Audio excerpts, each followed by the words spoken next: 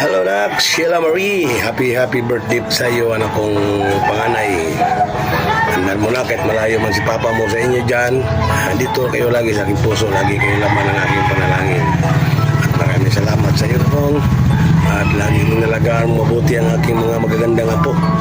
Kaya, sabi ko sa iyo, muli, binabati kita ng maligayang arawan mo ngayon, anak ko. Ingat ka lagi, anak. Makikita rin tayo.